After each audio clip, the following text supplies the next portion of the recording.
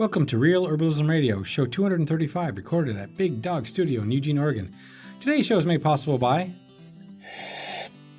Oh man, that's such a pickup. You got to try this tiger tea from Sacred Blossom Farms. In fact, if you go to sacredblossomfarms.com right now and enter in Real Herb, all caps, 15, you can save 15% on your next order. Tell them that Practical Herbalist sent you. And now, here are your hosts. I'm Candace Hunter. I'm Patrick Hunter. And welcome to Real Herbalism Radio. So, Patrick. Yep. How'd that kimchi challenge go for you? Kimchi challenge success. All right. How did you like making your first kimchi? It wasn't as hard as I thought, and I didn't know what the big deal was. Yeah. I mean, other than time, it takes a little bit of time to, to deal with, the chopping and getting things together. It takes maybe an hour all in getting everything set. Yeah. And put in together the way you want. And then, so it does take about an hour, but we're making a half gallon of it at a time too. Yeah. So we're not making a quart, we're making, 2 quarts at a time, yes, which is at least a week and a half worth of kimchi. So it's not like it's every other day you're spending an hour to make kimchi. Right. And yeah, usually when I do the ferments, I stagger them. So when I'm down to the last, I know I've got 3 or 4 days of sauerkraut or kimchi or whatever left, I'll start the next one so that maybe I've got a day break, but not too much of a break between. Right. I enjoyed it. So how did you do this? What was like? Well, I think we based it on that. We have a friend whose mom's Korean. Yes. Well, she's Korean too, I suppose, because if her mom's Korean, then she's Korean. Yeah. And she makes the best kimchi I've ever had. Oh God, yes. Right? Yes. And I always want to know how to do that. Right. So she shared her recipe with us and she videoed it. Yeah.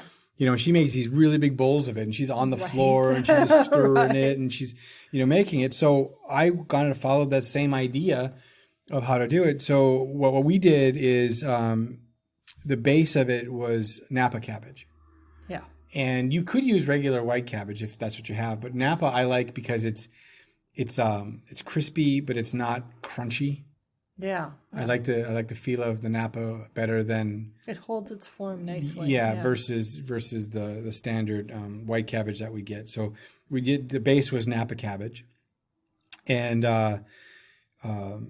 we also from that base then we added some other things to it as kimchi as you want to do. Now there's not a lot of like die hard specifics. It's like anything else. Yeah. You kind of use what you have and you go there, but there are some things you can follow.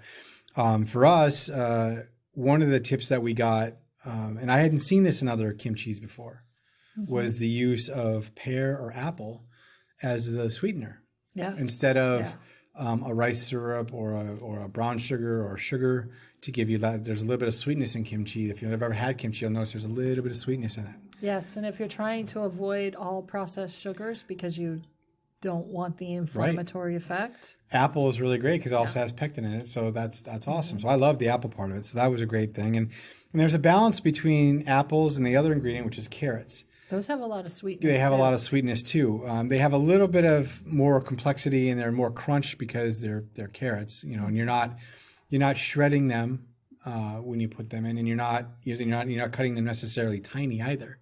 They're, a decent sized carrot chunk. Yeah. And I say chunk because I don't cut them. I don't slice them. Right. You have a fancy pants technique. I do have a fancy pants technique. And I got that from one of my favorite cookbooks on Hunan cuisine. Yeah, by Fuchsia Dunlop, I think. And there's a whole section on how to chop vegetables. And one of the things that she talks about, specifically with carrots, is you can julienne carrots or you can matchstick carrots. They're very, very fine. You can chop, you can slice them, you can shred them, of course. But this technique takes the carrot and as you cut it, you roll it along the cutting board away from you and cut in different angles with your knife. And then you bring it back and do the same thing. What this does is it creates non-uniform pieces of carrot. And when you're stir frying those little non-uniformities, those thin sides of the carrot, they caramelize. And they do some really cool things when you're stir frying them.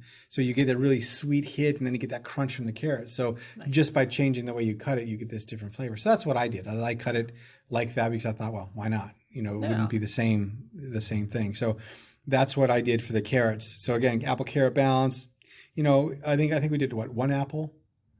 Yeah. One apple, I think I did. Yeah, I did one apple for that. 1 or 2 usually. Yeah, it's all about your sweetness level, but I think with apple you can be a little more generous instead of like throwing tablespoons of sugar in. So, Yeah. Right? Because if you do that too, you could overpower with the sugar, and that's not going to be tasty. It kind of depends on the size of your apple too, because I think that day Yeah. we had some really big apples. Yeah, exactly. So it's kind of how you want to go from there. Yeah. And another big thing that since I'm kind of gone vegan, vegetarian, there's this choice between seaweed or fish sauce. Well, actually, all the recipes are just fish sauce. Yes, they are. Nobody suggests seaweed No one except does. for our friend. 'Cause Right. she said, well, maybe you could try this. Yeah. So we're right. like, all right. And so we had a lot of wakame, which Yes. is a seaweed that's like, if you ever see it, it's like these little pieces of seaweed. They look like, I want to say, it's a good example of what wakame looks like. They're just little tiny shreds. Little tiny, super hard shreds of seaweed, right? Yeah, they're like a rolled leaf green tea. But they're salty and they have that flavor. And I think the reason why you do fish sauce is because it does have salt and there's a flavor of that in there. That's there's an ocean flavor. Yeah. Well, I think the seaweed does a great job, and I like the way that it adds not only flavor but appearance, because there's these nice. It's like pretty green ribbons. Because the wakame hydrates and then it expands. Then you have these ribbons and it's like just really cool flavor. So I think I like the seaweed over the fish sauce. I thought that was great. And the other thing that which surprised me was from all the recipes that I looked at, it's always anytime that a cookbook or someone tells you you're going to need 2 cloves of garlic and you're going to need 1 tablespoon of ginger. Well, if you want to make it like Grandma Soon does, then you need to go like 3 times that amount of ginger, 4 times the amount of ginger, 3-4 times that amount of garlic. Heads of garlic. Yeah, she's like, boom. I mean, I chopped so much ginger and garlic. I'm like, this thing is going to taste nothing but ginger and garlic. Really 2, almost, I would say half cup each, easy, of both ginger and garlic chopped, which is a lot of ginger and garlic. Yes. Right? Way more than any recipe I'd seen taste for. So tasty. Right. And I thought, again, it was going to be way overpowered. The other thing, and we've mentioned this before on the podcast, is Korean pepper flakes. Yes. And you can get those at Asian stores, or a really well-appointed grocery store will have them. Mm-hmm. And they're a Korean red chili, and a gochujang, I think it is. Gochujang is the sauce, paste. The paste. But I forgot the proper name for the pepper. I thought it was anyway. But if you ask the grocer, Korean red pepper flakes, he's going to show you a wall of different brands. All of them red. Yeah, at least our Asian store has all of them in the red, and you buy them in these big bags. Now, this pepper isn't like exceedingly hot. No, it's not. In fact, I've used that pepper as like on my popcorn. Yeah, it's a nice flavor. It really gives you a nice heat, but it's not like you're down in cayenne. Right. It reminds me a little bit of maybe a dried, powderized pimento style pepper. Yeah. Possibly. And again, here's the thing. If they say a couple tablespoons, reach in that bad boy and pull out a big old handful. Yes. By the handful, and if you think that's, then go ahead and do it again. Yeah. All the good kimchis I've had have a really thick red paste of chili around all the vegetables and stuff that give it this amazing mouthfeel and flavor and texture. I really like that a lot. So by all means, be generous. That's why they sell them in these big bags, not just these little tiny bags. Right. So you can use handfuls of red chili powder. So that's the biggest thing.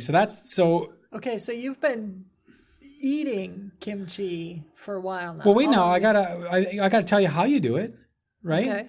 Right? Okay, yeah, tell us. Okay, so you've got all this together. You've put this all in a bowl. Now, you've got to weigh this out, right? There's a thing where you do have to weigh it because you got to get your ratios right, right?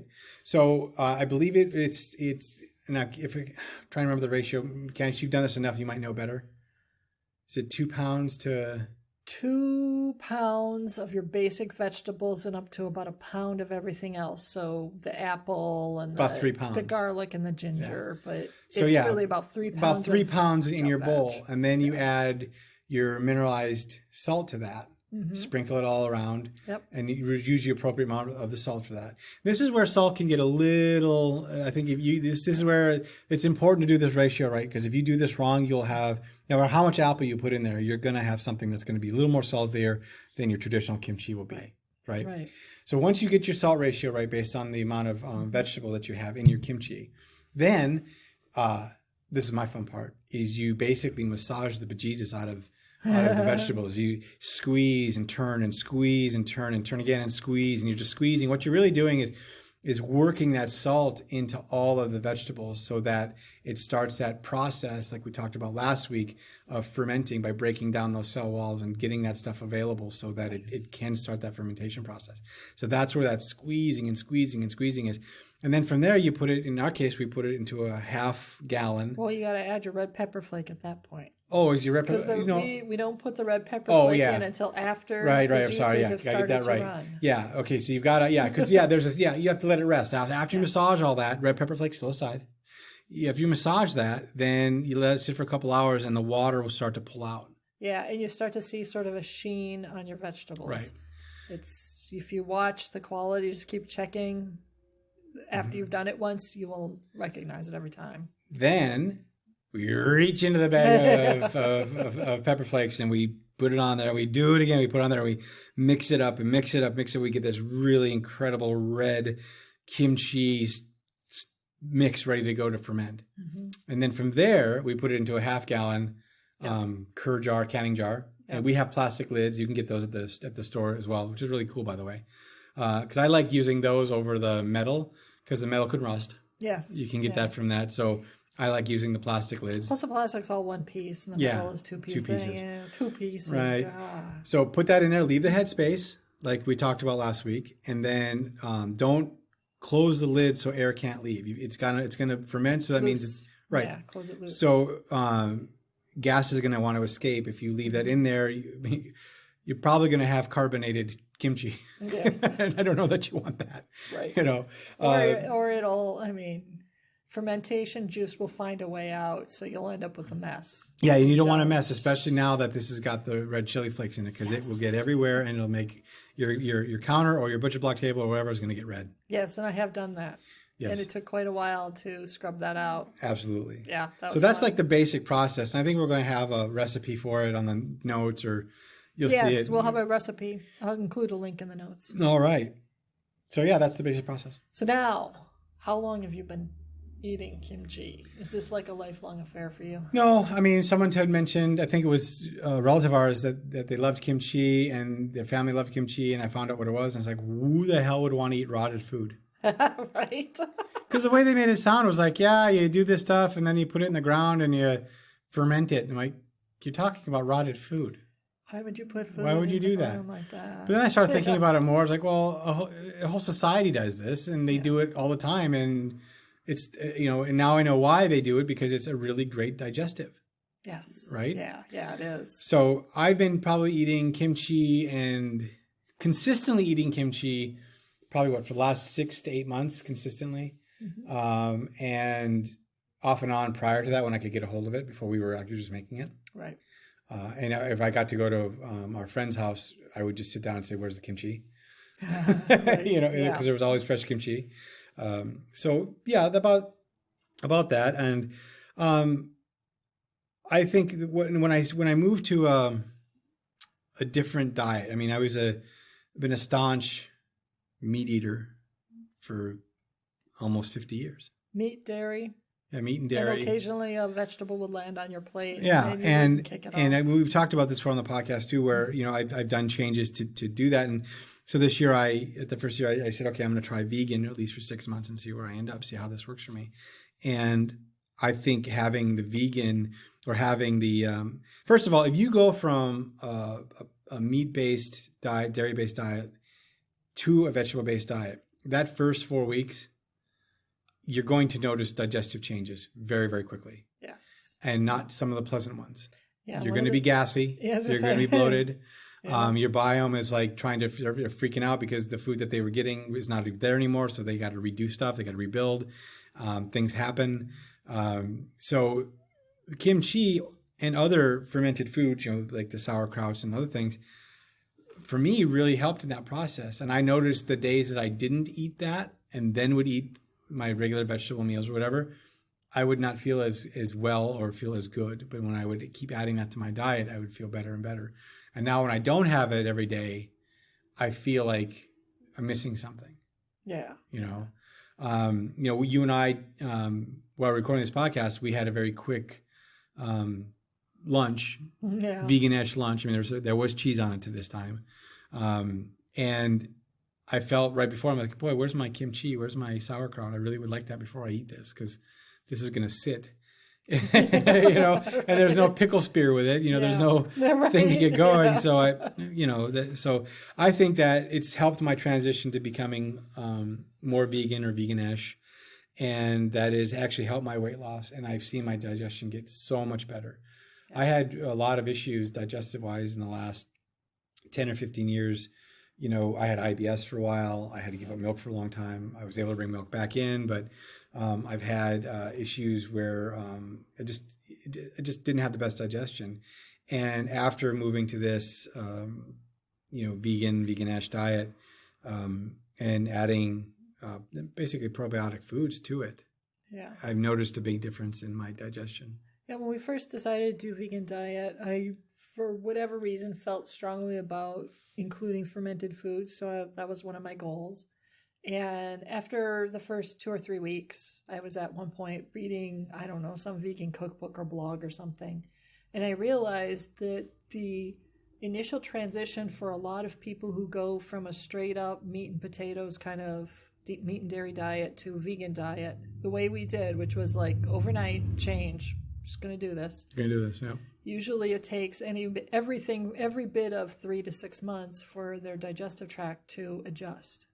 And during that process, there's a lot more gassiness. You're more likely to have bloating, intestinal cramping, possibly either diarrhea or constipation or both. And a lot of it has to do with certain elements or aspects of your microbiome dying off because they're no longer needed and being fed. Other parts of the colony not being robust enough to handle the digestion processes that are needed. Mm-hmm. And for us, it was about a month and a half, maybe. I went through a different experience because I did vegetarian for 3 months and then I went vegan right after that. Mm-hmm. But I was expecting to have a lot more moody issues in our household, shall we say. And what I've noticed, which from my perspective was really surprising, is that the last 6 or 8 months, while you've also been eating fermented foods and you've been vegan, your mood swings have been like much less. You're like, I mean, you're still the dramatic guy you've always been, but you're not nearly as moody as you had been. And I don't know if it's fermented food specifically, vegan specifically, looking at age 50 and thinking I've got to really, The other thing that I was doing during that period of time too wasn't just the dietary change, is that we increased our workout load a lot. I mean, we were going to the gym 3-4 times a week, sweating a we had a very long span there where you weren't working out at all because of shelter at home. Yeah, COVID, that pretty much ended gym time. Yeah. And as much as I wanted to work out from home, I just couldn't seem to. That's always been the bane of your existence. That's why I paid money to go to a gym. Yeah. And to have a trainer to call me out on me not being there, and developing a group of people that were like appreciative when I was there, and texted me when I wasn't, because that's accountability, and I usually am more successful when I'm accountable than when I'm not. If I'm just left to my own devices, then I will probably not do much. I have a tendency just to be in my rut and be good. A little bit of a couch potato? Not necessarily a couch potato, but I don't have to do things I don't want to do. Yeah. So, well, I can tell you that my experience of you during shelter at home and before workout began again has been that you've overall still remained surprisingly even keel. So I don't know that the exercise portion was what was making you even keel. It's possible, but I'm just trying to look at the overall as even as it gets. Right. Instead of the boat rocking, up to 45 degree marks, it's only 20 degrees this way, 20 degrees that way. Exactly. That's not too bad. No, that's fine. I can live with that. Okay. Yeah, the water on the gunnels is bad. Yeah, it really is. Did you ever wonder how we get those great ideas for articles on The Practical Herbalist, or those interviews on The Real Herbalism Radio, or the summit ideas that we have on Herbs in Action? Well, they're all generated from usually one place, and that is the Herbal Nerd Society. If you want a voice in what we produce and what we cater to and make for you, then check out the Herbal Nerd Society and become a member. You'll not only get that voice, but you'll also get an ad-free viewing environment on The Practical Herbalist. herbalnerdsociety.com. So do you have any tips for folks who are thinking about giving fermented foods a try? Well, the thing is that I did not like sour foods either before this. Yeah, I hated sour foods. Now I don't want to say I crave them, but I enjoy them. I mean, having a pickle or a few pickles now is something I really look forward to. Having the kimchi, a little ramekin of kimchi when I come home from work I like that. Yeah, it's a treat. It's a treat, and I really enjoy that. And it's something you made or I made.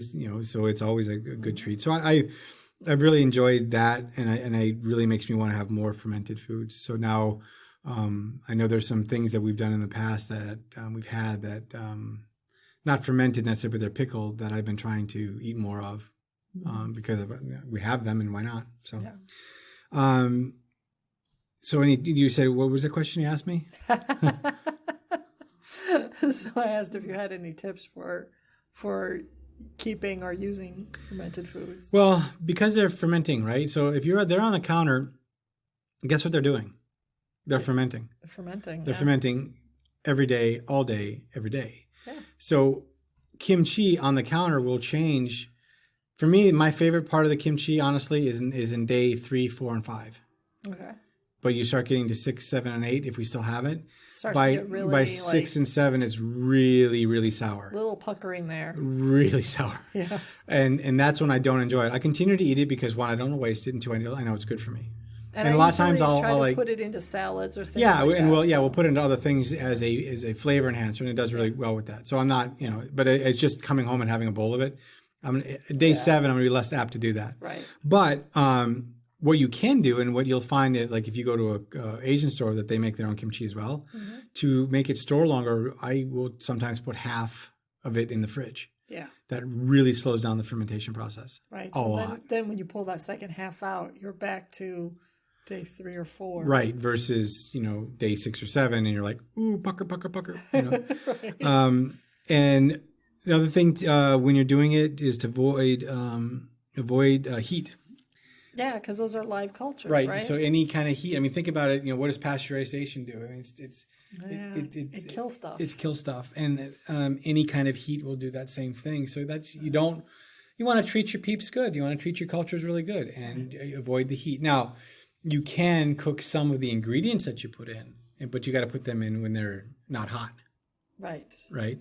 But when it came to kimchi, I didn't cook any of the ingredients. They're all raw.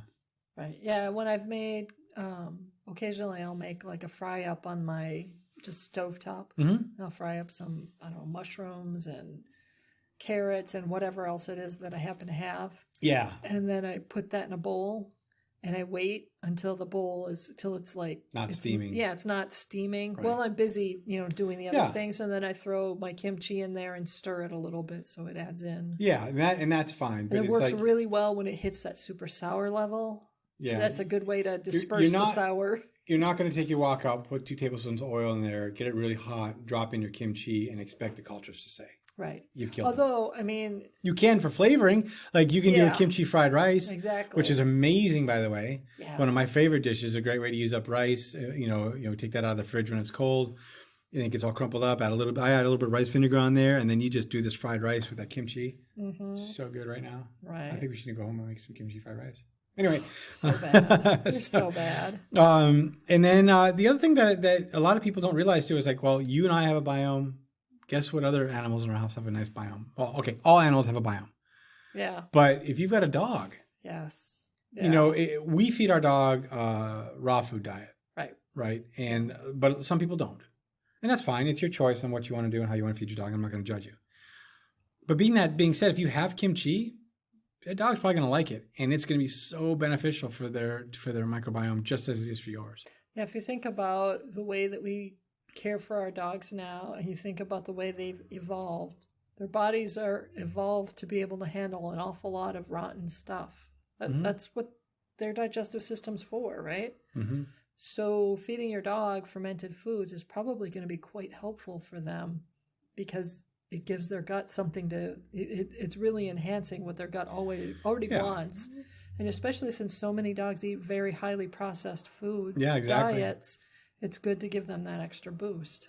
And I'm not talking like a cup or anything. I'm talking like, teaspoon, tablespoon at a time. Just nothing, every now and then. It's not like it's every day. Well, Jasper gets fermented foods every day. Yeah, but he mostly gets, he normally gets a lot of sauerkraut from you, though. He doesn't get a lot of kimchi. He gets whatever it is that I've eaten. So if I ate kimchi that day, he gets kimchi. If I eat sauerkraut, he gets sauerkraut. Whatever it is I eat, he eats. Mm-hmm. And I usually end up giving him his own fresh portion of it. So he eats, because I'm like, sweet to him. So if I have like the last inch of my burrito, I'll set that aside for Jasper. Right. Then I add some kimchi to it. Mm-hmm. And then I hand it to him.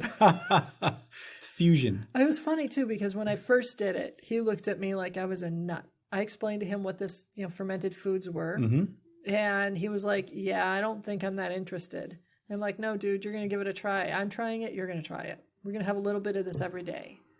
And the first 3 days, he was not entirely pleased with me, but he ate it because I put it right into his food so he couldn't avoid it. Right. And on the 4th day, he was like, I think I kind of like this stuff. And now if I give him just kimchi, just like a tablespoon of kimchi or sauerkraut, and I set that down, he'll totally eat it. Yep. He's really, really happy with that stuff. He also likes cabbage hearts too, so. He does. Perhaps he's unusual. Maybe. So what is your big takeaway from the kimchi challenge? Before you go there, you did a couple other things that you made this. You did this horseradish garlic because we were doing some gardening. Okay, so what happened is one of my hens passed on. Right. And it was a hard, sad day. We were very sad to see her go. She was sweet, but it was her time. So she was ill and ailing, and I needed to help her along. Finn was home, and he agreed to go dig the hole for me. So I said, go dig the hole out by where the horseradish is. So he dug the hole in the horseradish, which meant I had horseradish on my hands. Horseradish root. And I'm not going to just let that go. Oh, no, your Polish grandparents would be rolling over in their graves. Oh, exactly. So I thought, well, gosh, when I was a kid, I grew up and we had this horseradish sauce all the time. And you can buy the stuff now in the jars. Right, the cream, yeah. Yeah, it's a little bit sour, but not very. And so I thought, well, got this horseradish and I've got this garlic. Why not ferment it? And you did. And I was like, what are you doing? Right. You gave me the big old stink eye. I did. You were awfully. I know, I'm always that way. Disapproving of this endeavor, but as with so many of my crazy your half-cocked schemes. Yes. It actually turned out pretty good, didn't it? It's great. I love and I know all the vegans out there are rolling their eyes, but I use a little bit of mayo and mix it together, and I put that on my on sandwiches that I make that don't have any meat, but they're just sandwiches. I put that on just by itself on pita is amazing. We've used it as a potato chip dip. Oh yeah, and actually we put it on baked potatoes too. Mm-hmm. So good. Yes, and I'm quite certain that if you were a full-on dairy eater person, meat or not, but if you did full-on dairy, they would be really good in sour cream or in yogurt. Oh yeah, absolutely, for sure the sour cream. Yeah. Oh yeah, and yogurt, because of the acid, but Greek yogurt, I bet you that'd fly. Greek yogurt would probably be really good. Fly. So you asked what my takeaway from the kimchi challenge was? Yes. That fermented foods are really easy to make. They're fun. They taste amazing, and they're really, really good for you, and they're good for me. I think that if you can add them to your diet, go for it. I mean, it's and if you can't make it, if you don't have the time, the space, don't want to buy the stuff, I get it. You can buy kimchi's available at Costco now. Yeah. You can buy a big, at least in our area. Yeah, also Costco's changed where they're at, but it's available at Costco. I've seen it at our big discount groceries for Winco. It's at Winco. Yeah. So it's available and fresh now. Sauerkrauts are fairly easily available as well. Exactly, and I would avoid the stuff in the bag. I know that's really good at a barbecue on your brats, but I would avoid that. Find the stuff that's naturally fermented if you can. Yeah. And I think you'll just it's just better for you. It'd be tastier. And you like it more. Yeah. So yeah, that's my big takeaway. Nice. Well, congratulations on scoring big for the Big Kimchi Challenge. So we got an Herbal 101 question today. Oh boy! And it kind of follows along the lines of our new dietary path. Ooh. And this is from Catherine B. And Catherine says, let's see, this is going to be a little kudos, a little self-adulation for us. Hi, Candace and Patrick. I love listening to your podcast. And as an ethical vegan myself, I was excited to hear in your April 8th episode about the dietary changes you are pursuing. She said, yes, I'm a little behind. However, I just want to acknowledge that it actually is recommended for vegans, people following a completely plant-based diet, to supplement B12. And Candace, we've heard that as well. Yes, I have actually. And I thank you very much for bringing that up, because honestly, that is one of those things that when you switch diets, especially if you didn't grow up in a vegan household with a vegan diet and in a vegan culture, it's really easy to miss pieces, to miss the boat in certain areas. So that was one of the ones where I really wanted to look into it more, because I know that there are, an awful lot of people who have grown up vegan, lived vegan their whole lives, been very healthy their whole lives in India for centuries. I know that's out there, but I don't know how they do it. Or even our yoga instructor, who's Australian, yeah, has been vegan for decades. 30 years, yeah. And quite healthy and, and I meant before we did the show to take a quick look at what the symptoms of vitamin B12 deficit are. I know many of them mimic the symptoms of vitamin D deficit. And I think if I remember right, there's a lot of neurological stuff. So a deficit or not enough vitamin B12 can lead to things like Alzheimer's, dementia. It can contribute to multiple sclerosis and Parkinson's, I believe. So I think, but I can't remember if it's beyond those types of neurological diseases or disorders that it extends or not. Well, it's everything from weakness, tiredness, lightheadedness, heart palpitations, shortness of breath and pale skin, constipation, diarrhea, loss of appetite or gas, and like you said, nerve problems like numbness, tingling, muscle weakness, and problems walking. That's if you have a deficiency of B12. Yes, and all of those things also show up as patterns or sound like patterns for other types of diseases and conditions. Oh yeah, absolutely. So it would be hard one. Yeah, it's a hard one to pinpoint.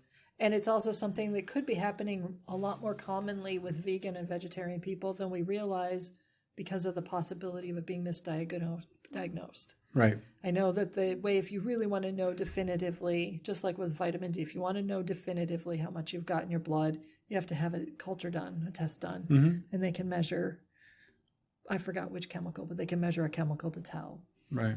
So with all of that said. So aside from supplements, which is not a bad idea. If you're concerned about it. Yeah, if you're concerned about it, it's not a bad idea to do for all vegetarians, all vegans, something to look at. Potentially even for some meat eaters, especially if you have malabsorption problems. Great. Yeah, yeah. But I wanted to take a look. So I started doing a little bit of digging. I found a study where they pretty much summed up a whole wide number of studies. I forgot what they called it, the survey study or whatever. But it's a paper where they talked about the amount of vitamin B12 found in various potential food sources for vegans and for vegetarians. Oh, okay. So from a vegetarian standpoint, like eggs and egg yolk, for instance, are a source. Right. And then obviously fortified dairy products could be a source. Again, you made that point, vegetarian, not vegan. Exactly. When you start looking, though, at vegan, the list of potential sources for B12 narrows considerably, because there really aren't a ton of them. Right. Fermented foods can be one of them. They aren't necessarily high on the list, though. Right. Tempeh. Surprisingly, tempeh has a lot of vitamin B12. I like tempeh. Not so much with the tofu, but tempeh works. I know. My family doesn't like tempeh. Right. Well, I'm going to have to learn how to like that, I guess. The one that I thought was the two that I thought were the highest, they happened to be the highest most favorable ones, but I was surprised by them. Well, yeah, because they're two of your favorites too. I know. It made me very happy. One of them is nori. Oh. Apparently nori is commonly eaten in places like Japan, like several sheets a day. It's just like a normal, this is what you do. And what is nori for the uninitiated? Nori is a specific, and I can't remember which one, but it's a specific seaweed that's been baked into or flattened into sheets, and it's often used for sushi. Sushi, yeah. The ones that have the most is the purple version of nori, although if you toast it, that doesn't reduce the B12. So if you want to have nori as your primary source, you're going to need to have like 4 grams or like almost an eighth of an ounce. No, an eighth of an ounce. 4 grams is about an eighth of an ounce. Oh, okay. And then, so that, 4 grams of nori a day, that seems to me like that'd be a fairly easy. Well, for me, it'd be really easy because I like nori. Yeah, I like nori too. Jasper likes nori too. And again, at Costco, you can get those really cool toasted sesame oiled sheets of nori. Exactly. So if you don't like seaweed and you don't like the taste of that, then there's this other option, which is really snackable. Even our kid who hates seaweed likes this. We'll sit down and eat those, which is infuriating because I don't want to share those. Mm-hmm. So the other one that surprised me was shiitake mushrooms. Oh, that's your prime food source, you. Yes, I do happen to really love shiitake mushrooms. We have a place locally where we can get them in large boxes for fresh, like large 4 or 5 boxes. pound boxes, aren't they? Yeah, it's like I think it's 5 pounds and it's only like 25 bucks. Yeah. So yeah, I really love those, and I was surprised by how much. I mean, not all mushrooms have tons of B12, but shiitakes happen to have a decent amount. So if you're having shiitakes, and the study wasn't specific, they didn't say fresh shiitakes or dried. So I'm going to assume that we're talking about dried shiitakes, just to be on the safe side. B12 is not damaged as far as I can tell by drying. So either way, if you're looking at dried mushrooms, you're looking at 2 ounces of dried mushrooms. So that's 50 grams. We get these bags of one of those freeze-dried mushrooms that are made as a snack. Yeah, Again, I hate to be promoting Costco, but that's the only place I've seen them. That's the only place I've seen them. But we get them, and the bag is 7 ounces. Right. Which means that if you take out 1/7 of that bag, it's really like a couple of generous handfuls, which I find to be hard to stop there personally. Oh, yeah, that is. Yeah, when we first got those, I was like, yeah. Yeah. And now I ate them. Like, I really, really like, every time we go to Costco, that gets put in our cart. Oh, yeah. Yeah, we love those. So I'm looking at it. I mean, in the study they said, that's kind of hard to get that many shiitakes in. But I'm looking at going, it's really hard to not get that many in. That's for you. Yeah. 50 grams is 2 ounces of shiitakes in a day. That's not that hard. Right. And then bonus for us, because we live in a prime chanterelle territory. Chanterelles are another reasonably high source. Well, that's even. Oh, see, now I know why I go out. Yeah. Chanterelles and lion's mane mushrooms are the two of the mushrooms they tested and looked at. Those were the other 2 that were reasonably high. Shiitakes by far were the best choice.